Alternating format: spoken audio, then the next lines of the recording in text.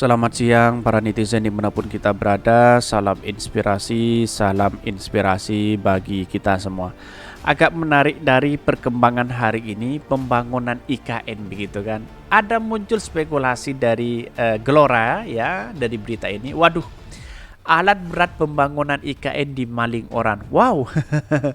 Jadi pasti kaya begitu kan kalau ingin mencuri itu begitu. Tapi ada yang berspekulasi bahwa dampak dari IKN ya warga begitu. Yang selama ini warganya ya tanah-tanah warga, bahkan ada yang mengatakan mau dibuat rumah tapi tanahnya itu dibeli dengan harga yang murah begitu kan. Ada katanya 250.000, 300 dan sebagainya begitu kan. Di mana selama ini hak rakyat begitu kok dibeli dengan harga yang segitu begitu kan.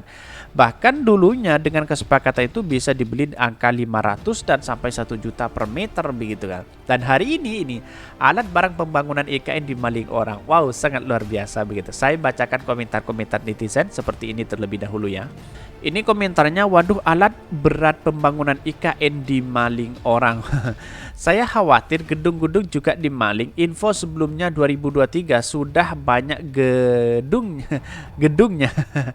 Ya bagi kami dalam jangka panjang IKN itu sebenarnya ada baiknya juga. Tapi di satu sisi kalau dia hanya utang sana sini, mending ya tidak perlu dilanjutkan begitu kan, karena proyek ini proyek ambisius begitu kan.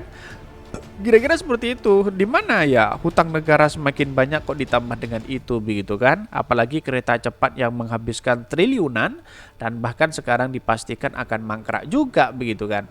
Maling tidak akan berani dan tidak akan bisa mencuri milik pemerintah kecuali bekerja sama dengan pihak keamanan setempat, apalagi itu alat berat. Betul. Dimaling apa ditarik dealernya lagi karena belum dilunasi, kayak pembagian traktor untuk petani di Jawa. Betul juga begitu kan. Kayaknya di kilo buat kebutuhan hidup ya. Astaga ini.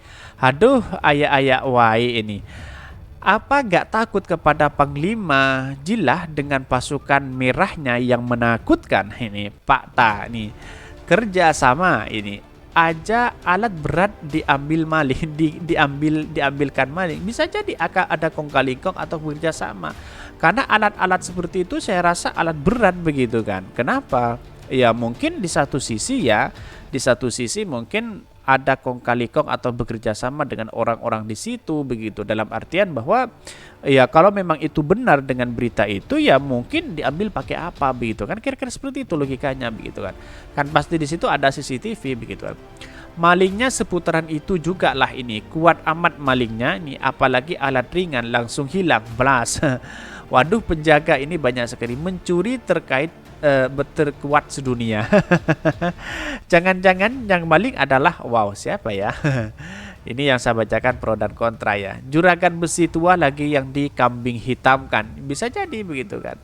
Ya besi tua itu kan kebanyakan orang-orang Madura sebenarnya begitu kan. Ya saya tidak menjustis bahwa itu orang Madura begitu kan. Nggak mungkin yang jual pasti ini maling kok alat berat berwarna, bawaannya saja udah harus dengan kendaraan khusus, dan masuk area proyek juga ada ID card khusus pekerja. Dramatisasi ini sepertinya jangan-jangan kabur ya, punya alat berat tuh. Ya bisa jadi seperti itu, tapi mari kita baca terlebih dahulu ya beritanya seperti ini. Ini beritanya ya, waduh alat berat pembangunan IKN dimaling orang. Benarkah seperti itu? Mari kita baca terlebih dahulu ini. Bahkan di SSRMM dan KAWI melakukan pencurian monitor alat berat yang digunakan pada proyek pembangunan kawasan Ibu Kota Nusantara IKN. Wow, kok bisa ya? Ada maling di situ begitu kan. Kalau tidak bekerja sama tidak mungkin dengan alat-alat berat seperti itu dibawa begitu kan. Sesuai melakukan pencurian, 4 pelaku ditangkap Polda Kalimantan Timur Kaltim. Mereka yang diduga mencuri monitor alat berat itu telah ditetapkan di tempat yang berbeda, kata Kepala Subdirektorat Kejahatan dengan Kekerasan Direktorat Reserse Kriminal Umum Polda Kaltim AKBP Suryadi di Samarinda Sabtu. Polisi membekuk 3 orang dari 4 pelaku tersebut desa Bukit Raya, Turanin, dan Sepaku yang merupakan kawasan utama pemerintah IKN. Serta orang lain ditangkap di Subulu, Kutai Kertanegaraan, ya 100 km dari lokasi IKN. Menurut Suryadi, ketiga pelaku DSSR dan MM sebagai pemetik atau melakukan aksi pencurian di tempat kejadian perkara TKP di Bumi Harapan, sementara Kawi menjadi penadah dan penjual barang hasil curian itu. Wow, ada yang mencuri, ada yang menjual, dan ada yang mencuri, ada yang menjual, dan ada yang menikmati. Kira-kira seperti itu begitu kan. Kok bisa proyek IKN seperti ini, kok berat seperti ini, kok bisa dicuri begitu kan.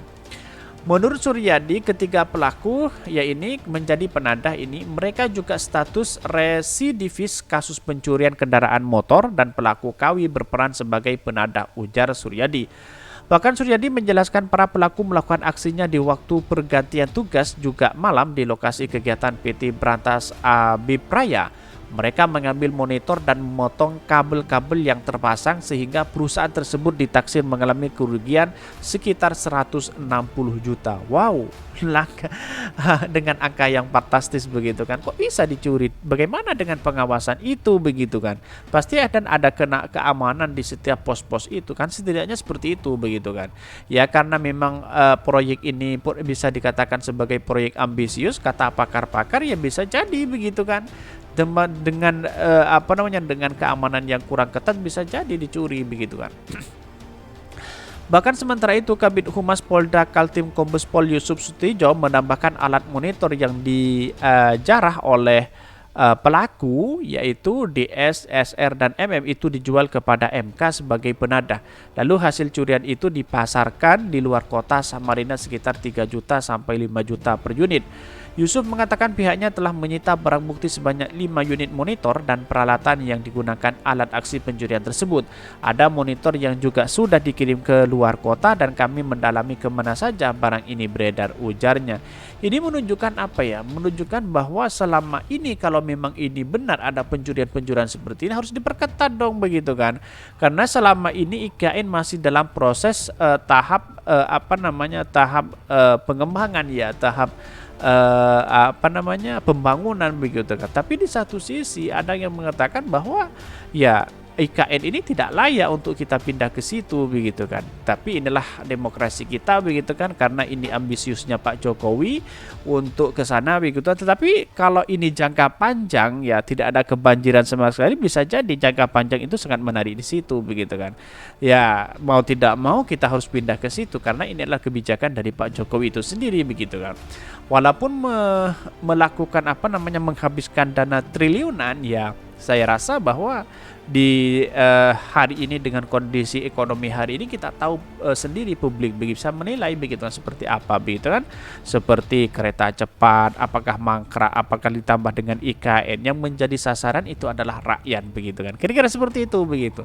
Tapi perlu diingat hal-hal seperti ini kalau ada pencurian, apalagi ya yang lebih ironisnya sekali di sini ada tanah-tanah warga yang kemudian dibeli dengan harga yang murah dan sekarang dituntut begitu kan, dituntut bagaimana tidak sesuai dengan yang di awal, katanya seperti itu. Katanya kalau di awal 500 sampai 1 juta begitu, tapi pada hakikatnya ada yang dibeli 225.000, 200 sampai 300 begitu kan. Di mana letak logikanya kalau ada perjanjian seperti itu? Ya itulah demokrasi kita begitu kan. Mungkin itu yang kami sampaikan. Tonton terus channel Hodari Podcast Rakyat ini karena ada berita-berita menarik dan viral setiap harinya. Salam para netizen, salam inspirasi bagi kita semua. Jangan lupa di subscribe channel YouTube Hodari Podcast Rakyat ini.